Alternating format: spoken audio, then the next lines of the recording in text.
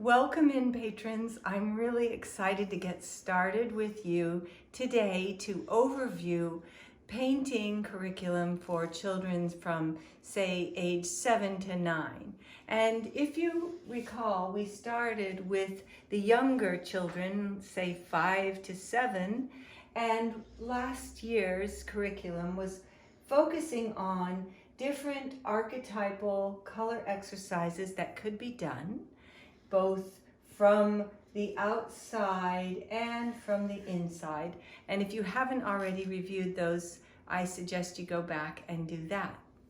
But now I want to show you that after this, you could start with the children to create some simple forms that would give them an expression of some sort of thing.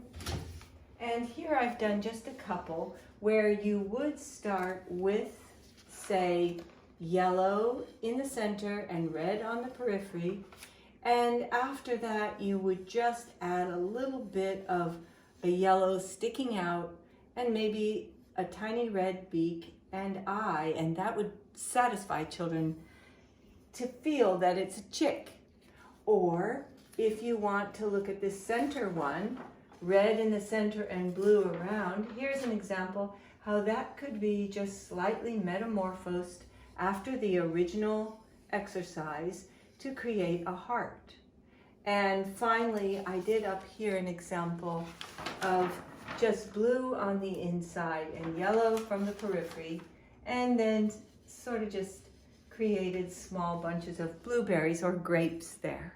And this would be very simple for teachers and moms and dads of homeschoolers to create to begin with.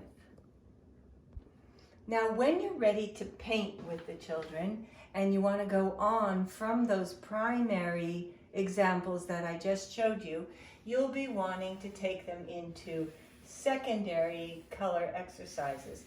And this can be done much in the same way you did the primaries. So you would start with a blue, for example, that expands outwards onto the surface of the page and leaves even borders all around. And then you could take another color such as yellow, and from the periphery of the page you would blend in the yellow, getting lighter and lighter as it reaches towards the blue. But now, with the children that are just a little bit older, let's take this into a secondary color. And that would mean just allowing the yellow to come right on top then of the blue as you're painting. And suddenly we have the appearance of green. And this could be done with red and blue, creating purple. It could be done with red and yellow, creating orange. All of the secondary colors can be achieved here in this way, both starting in the center or flipping the exercise into the peripheral view, which would be, for example, having the yellow emanate from the center, and now taking blue from the sides. You scared me. And the upper portion, surrounding down. And you would have the option of again creating green here, or you could bring yellow on top of blue here and create green on the outside. There are so many variations you can do in these color exercises, creating the secondary colors. And you could do this center, periphery, right and left, above and below, many, many different options to create secondary color combinations or colors from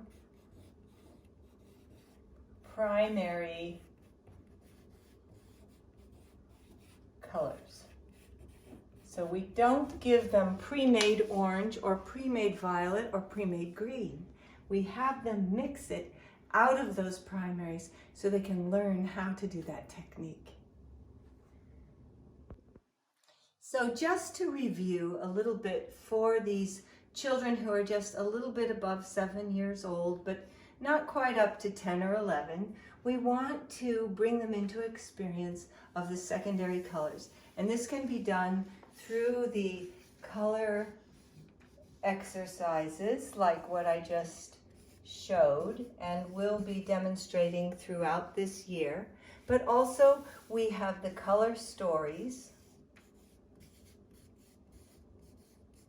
which include tales of fables and folk tales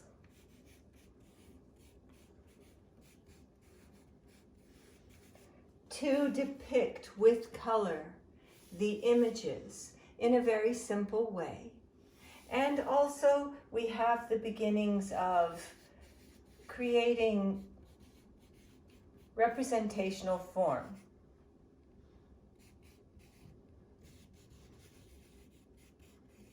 And by representational form, I am talking about things such as animals, plants, landscapes, and so on.